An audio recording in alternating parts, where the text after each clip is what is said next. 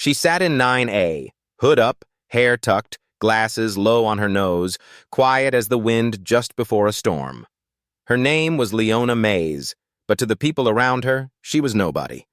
Just a black woman in an old hoodie, clutching a worn-out canvas bag like it held the last pieces of her dignity. The plane rattled, turbulence catching its breath. Leona leaned slightly toward the flight attendant and asked calmly, "Is the pressure dropping?"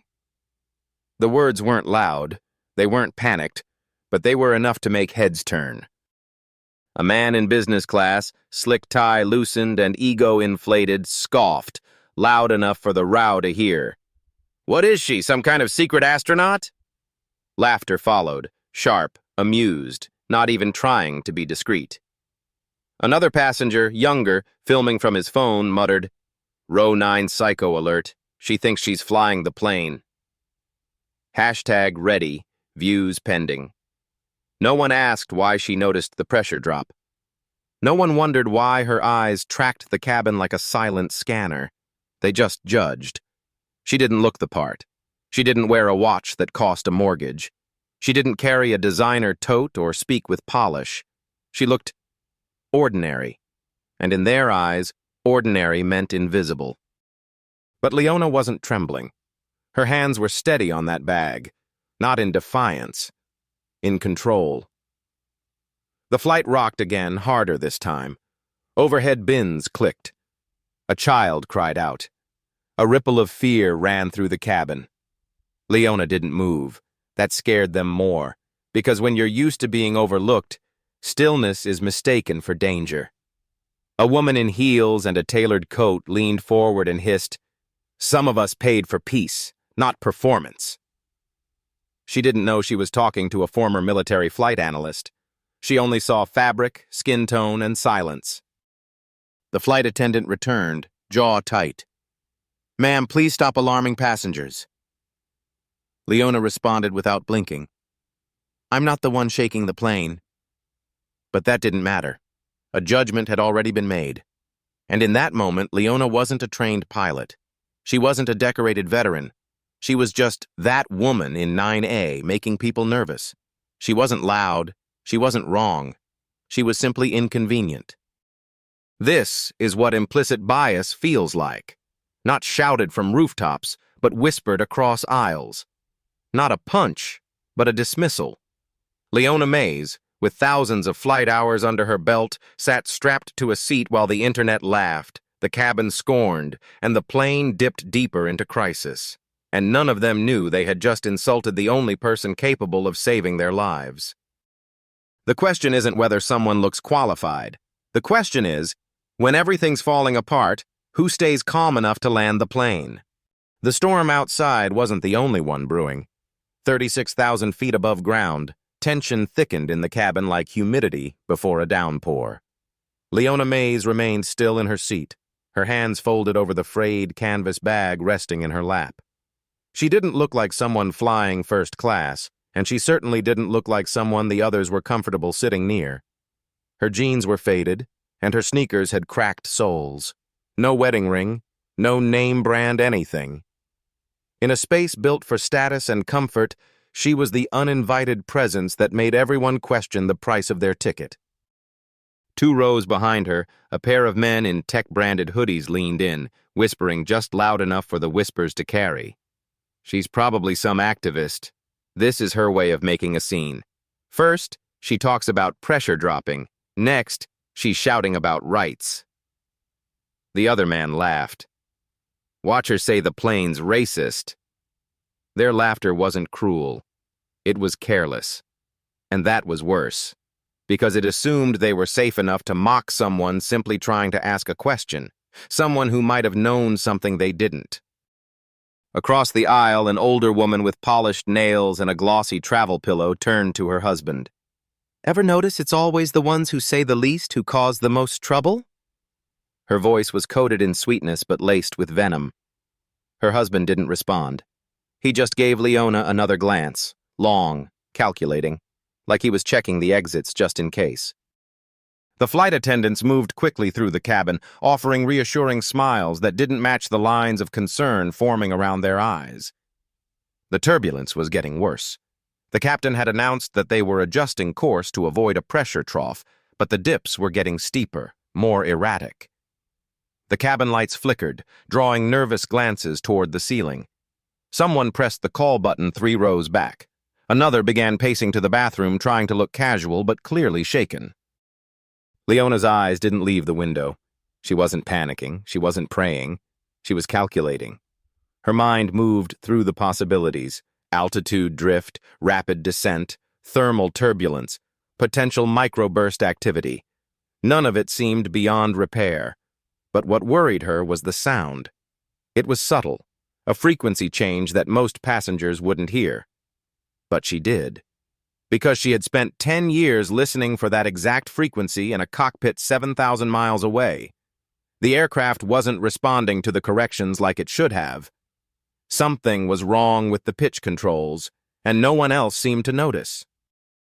Her fingers twitched toward the zipper of her bag, then stopped. She didn't want to draw attention.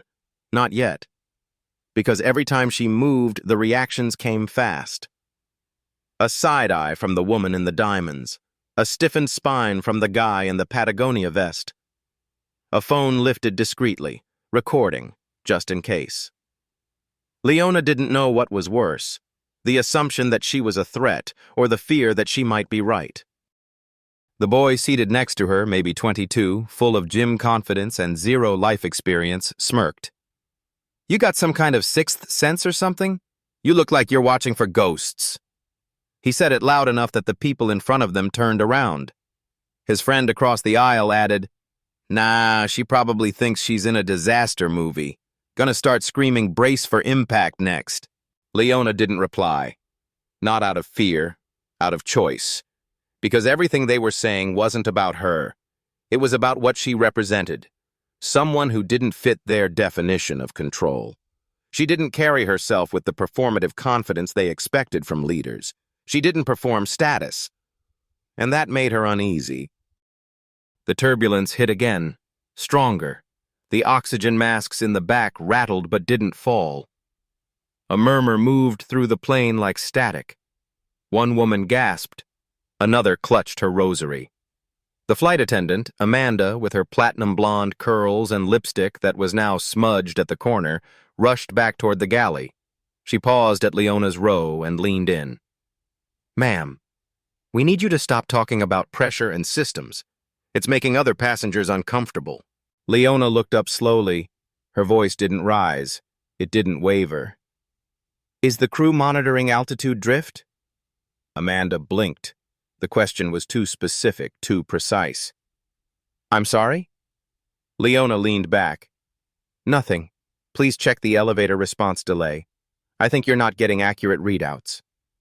Amanda's mouth opened, then shut. She turned quickly and left, muttering something under her breath. That's when it began. The subtle shift from quiet judgment to open tension. The whispers turned into pointed comments. The businessman 2 seats down stood up and addressed the cabin. "Why is she still talking like she knows something? Can we get someone to calm her down before she causes a panic?" Several people nodded, including a woman holding a child, her eyes darting nervously between Leona and the seatbelt sign. Leona felt the wave of energy change. It was no longer irritation. It was fear dressed as outrage. The kind of fear that turns crowds dangerous. The kind that history books warn about when people act not because they're sure, but because they're scared and someone gave them a target. A man in khakis, likely former military based on his gait, walked down the aisle, hands raised in mock diplomacy. "Ma'am, maybe you should stop analyzing everything. Just let the crew handle it. This isn't a classroom." His tone was firm but falsely friendly. Leona gave him a look. Not defiant, not defensive, just unimpressed. The man flushed and walked away. By now, even the teens who'd been watching Netflix had taken off their headphones. The cabin was divided, those who wanted Leona quiet and those who weren't sure but didn't like the tension. What none of them knew, what none of them bothered to ask, was why her face didn't twitch when the plane dropped. Why she wasn't grabbing the seat. Why her breaths remained measured. Because while they were focused on who she wasn't, they never paused to consider who she might be. Leona leaned slightly forward and whispered to herself, "They still haven't adjusted vertical trim." Her fingers tapped rhythmically against her knee, left, pause, right. A habit, a code, from a life that no one on this flight would ever understand. And outside the window, the storm clouds started to swirl in tighter bands. The systems weren't failing yet, but they were lying. And if no one spoke up soon, it wouldn't matter who had paid for first class, everyone would hit the same ground. Still, Leona waited. Not because she lacked courage, but because she knew the truth wouldn't save them.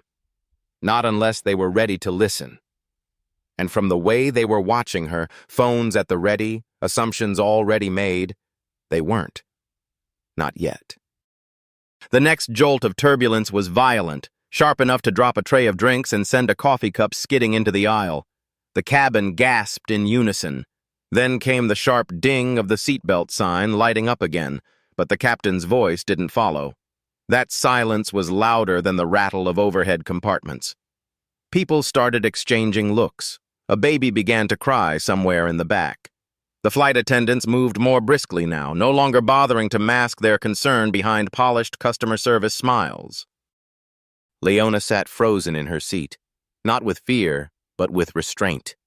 The left side engine had just lagged in response by a fraction of a second. It was subtle, but real. Her hand moved to the zipper of her bag again, not to pull anything out, just to check. She didn't get the chance. A voice barked from row 5. "She's making people nervous." It was the businessman again, standing now, his red tie crooked and his face flushed. "I'm not going to let some woman in a hoodie spook this entire plane." He turned to the nearest flight attendant.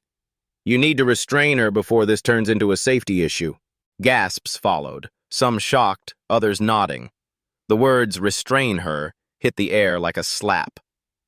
Amanda, the flight attendant, looked torn. She glanced toward the rear, signaling discreetly. Seconds later, a man in a navy blazer stepped into the aisle from the crew jump seat. He wasn't dressed in uniform, but his eyes were alert and his step deliberate. The air marshal. He approached slowly, cautiously, like he was trying not to spook a wild animal.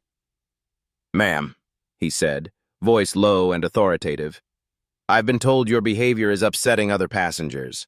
I need you to remain calm and refrain from speaking about aircraft systems." Leona turned to him. Her voice was barely audible, but firm.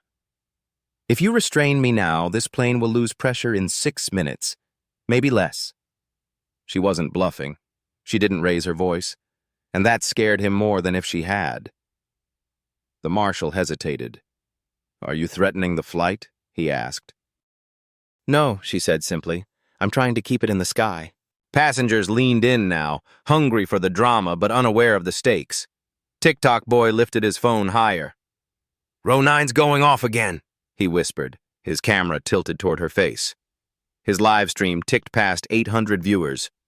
"She's talking about taking the plane down or something."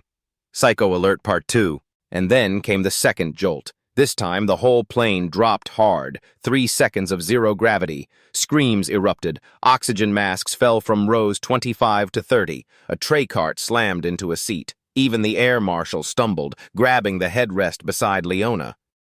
In that instant, the cockpit door opened. A young co-pilot, maybe early 30s, emerged, his face pale, his voice clipped. "We need assistance. Now!" Everyone froze. "Anyone with flight navigation experience? Military or commercial? We've lost some readings and our backup systems aren't syncing."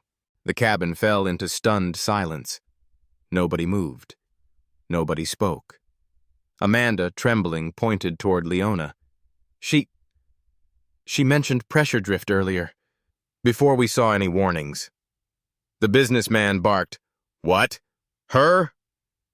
And just like that, the whisper network of judgment erupted into chaos. A woman in pearls hissed, "This is not the time for affirmative action. We need a real pilot." Another voice, panicked, shrill, "What if she's doing this on purpose?" The air marshal looked from Leona to the co-pilot, torn between protocol and instinct. Then, from the last row, a voice rose, deep, steady. "She's the only one not panicking." Heads turned. A man in a faded bomber jacket, gray beard, sharp eyes. He stood slowly, placing a hand on the seat in front of him. "That's Leona Mays. I served in Kyrgyzstan. NV9. I remember the call sign. She saved a Black Hawk team in '07 when half the guidance system failed mid-air. She shouldn't even be on this flight." She disappeared off the grid. The cabin went still. The co-pilot's face twitched with recognition. "Night Viper 9? He asked. Leona stood slowly, her bag still in hand. "You're out of sync by 800 feet, she said. "You're reading false altitude. If you keep climbing, you'll stall out." The air marshal stepped back. The co-pilot nodded once, tight and nervous. "Come with me," he said, spinning toward the cockpit. But the businessman wasn't done. He blocked the aisle. "You can't be serious. Look at her. She looks like she hasn't even flown coach properly." The crowd stirred again. Phones were out. Comments were flying. Leona looked him in the eye. Calm. Icy. "You just lost 2 minutes arguing. That's enough time to lose a wing." The businessman recoiled. The co-pilot waved her forward. She moved down the aisle, the crowd parting like water, but not out of respect. Out of disbelief. Phones filmed her every step, and still she didn't falter, didn't look left or right, only forward. She was walking into the storm, and none of them knew. They had already been in it. She was the only one who'd read the clouds before they turned. Inside the cockpit, the air was 10 degrees hotter and twice as tense. Warning lights blinked like impatient eyes, and static buzzed from the comm system in harsh staccato bursts. The captain glanced over his shoulder as Leona stepped in, his face a sheen of sweat and disbelief. He didn't ask who she was. He didn't have to. He looked at the co-pilot, who only nodded. That was all the confirmation he needed. Leona moved to the auxiliary seat and dropped her bag silently at her feet. Her hands didn't shake. Her breathing stayed measured. She scanned the panels, her eyes moving faster than the turbulence outside. "Pitch control is lying," she murmured.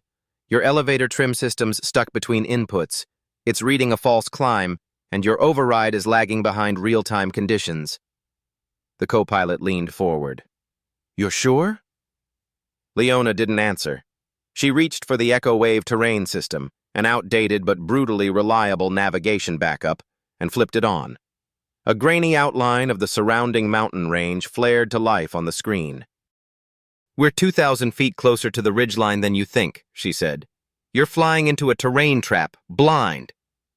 The captain muttered, "This isn't even protocol. That system hasn't been used in years." Leona turned her head just slightly.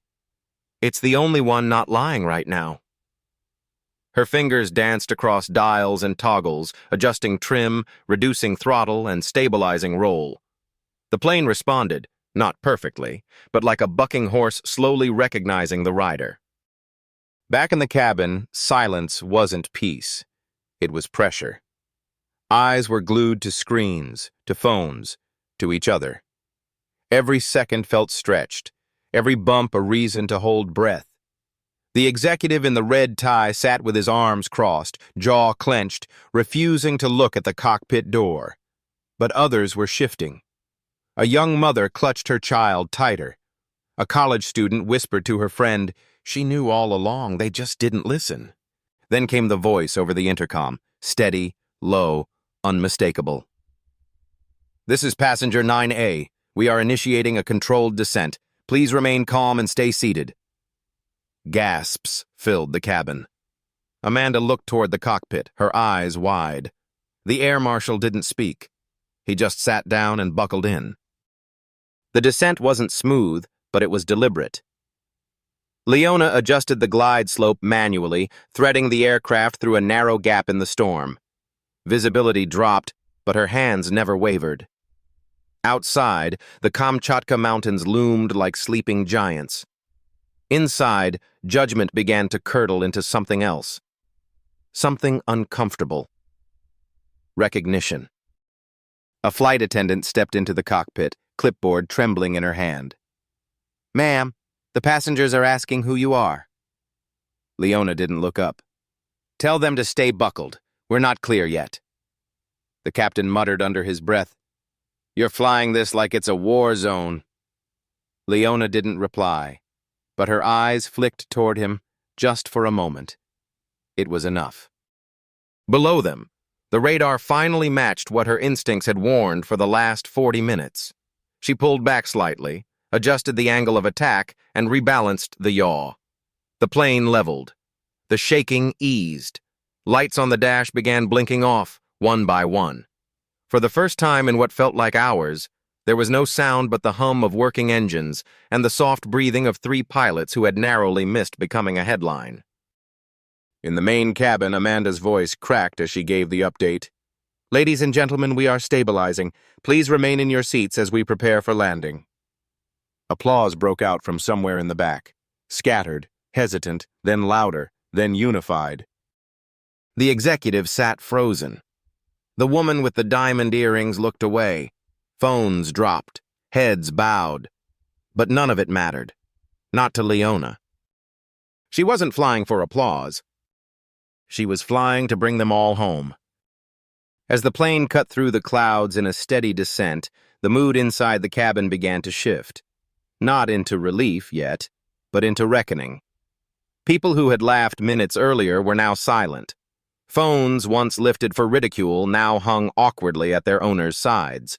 The man in the tracksuit who'd snickered at Leona's calm had stopped chewing his gum. His leg bounced nervously as he glanced toward the cockpit. He still didn't understand what was happening, but even he could feel that something had changed. Leona wasn't just some odd passenger anymore.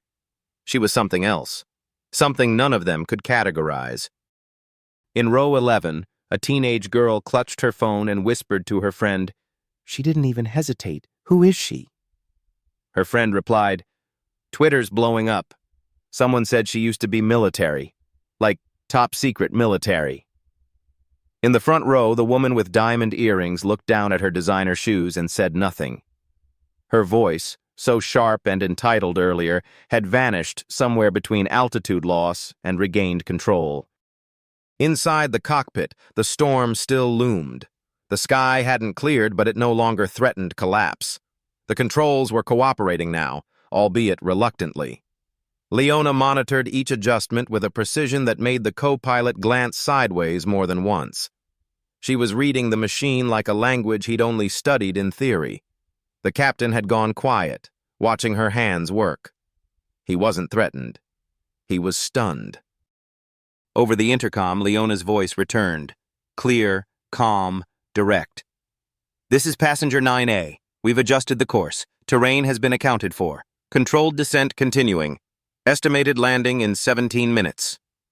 There was no boast, no drama, just data, just facts. But the silence that followed was reverent, as if the entire cabin was holding its breath in shame. In the back, a mother holding her toddler began to cry softly, not from fear, but from the weight of everything that had just unfolded. She whispered to her son, "That lady saved us, baby." The toddler clutched his toy airplane tighter, eyes wide with awe. 2 rows up, an older man reached down and picked up the notebook Leona had dropped earlier. It was small, worn, and filled with pages of flight logs and coordinates written by hand. He opened it and froze. "These are military," he whispered. "This isn't some hobby. This is real." Words spread through the cabin like oxygen replacing panic. Someone said, "She's a legend." Another murmured, "I think she disappeared after a Black Ops mission." A woman gasped, "I found her call sign, NV9. She's in a pilot forum from years ago. They said she flew through a sandstorm to extract soldiers when radar failed." All at once, the narrative flipped. The woman they'd mocked, filmed, and dismissed, she wasn't a problem. She was a solution they didn't deserve. But not everyone was ready to admit that. The businessman who'd tried to block her path stood up again. "What happens if she messes up?" he said loudly. "Then what? Who takes the fall? Are we just trusting a passenger with no oversight?" His voice was less confident now, less arrogant. It cracked under the pressure of his own fear. But he still refused to sit down. Leona didn't answer. She didn't need to. The co-pilot responded this time, calmly, directly. "She has more control over this aircraft than either of us right now. If you want oversight, sit back and buckle in." That was the end of it. The businessman sat down. Outside, the landscape shifted. The volcanic peaks of Kamchatka are now visible, sharp and jagged, beneath the clouds. The wind slapped the fuselage, but the descent held steady.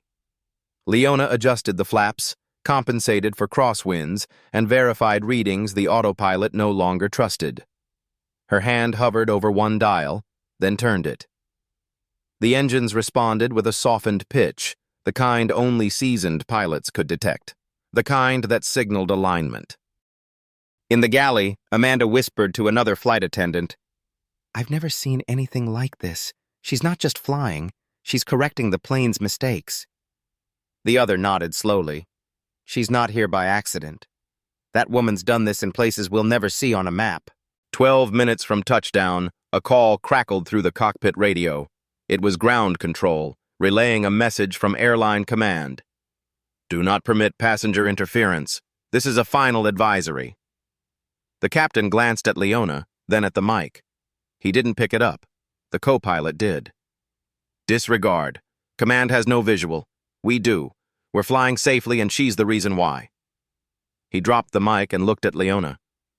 "They're scared of you," he said. "They should be." She didn't respond, just adjusted altitude again. Meanwhile, back in the cabin, a conversation unfolded at the rear.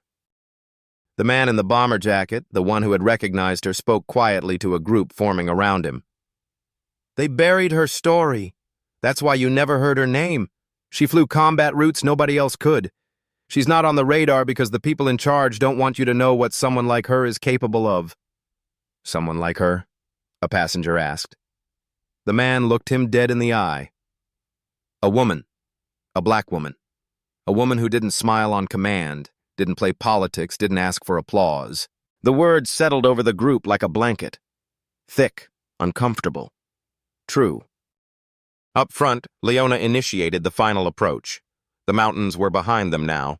Tokyo's coast stretched out below, distant but welcoming. The skies were still heavy but manageable. The system readouts began to normalize. The cockpit lights steadied. Leona reached for one final adjustment, an old instinct guiding her hand to a secondary landing protocol.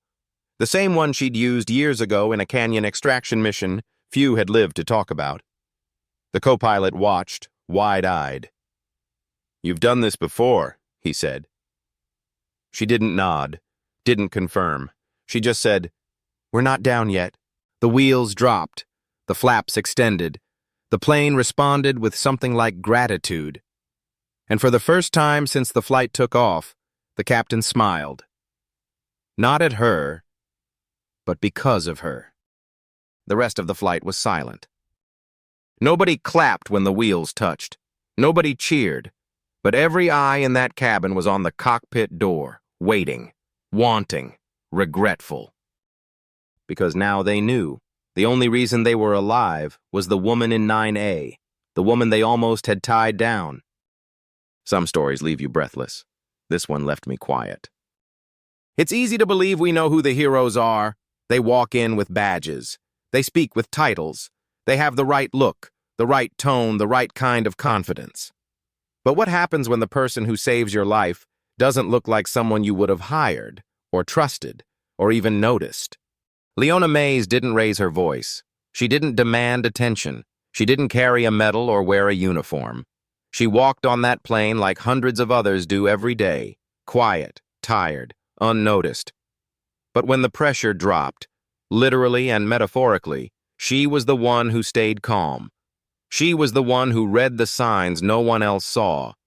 And she was the one they nearly restrained before realizing she was their only shot at survival. That's what bias does. It clouds our judgment not just morally, but functionally. It makes us ignore the qualified, silence the prepared. It lets us believe the loudest voice is the most capable, and that authority only comes dressed in a certain skin, a certain salary, a certain seat assignment. And it almost cost 216 people their lives. Think about that.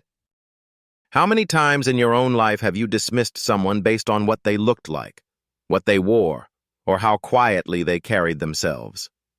How many meetings have you sat in where someone like Leona had the answer, but no one asked her the question? This story isn't just about an emergency landing. It's about what we choose to see and what we don't. It's about the damage done by quiet prejudice, the kind that doesn't scream slurs but shrugs its shoulders, shifts its eyes, and assumes the worst. The kind that says, "She doesn't belong here," without ever saying it out loud. Leona didn't need recognition. She didn't want credit. And she didn't chase justice through the spotlight. She walked away. Just like she walked in. Quietly. Because people like her always do. They don't show up for applause. They show up because they know what it means to be counted out, and do it anyway. So the next time you're seated in row 9 or standing in a boardroom or watching someone be dismissed before they've even opened their mouth, pause. Ask yourself if you're seeing clearly. Ask yourself if you're missing the person who just might hold the solution everyone's too proud or too blind to see. And if you are Leona, if you've ever been her, know this.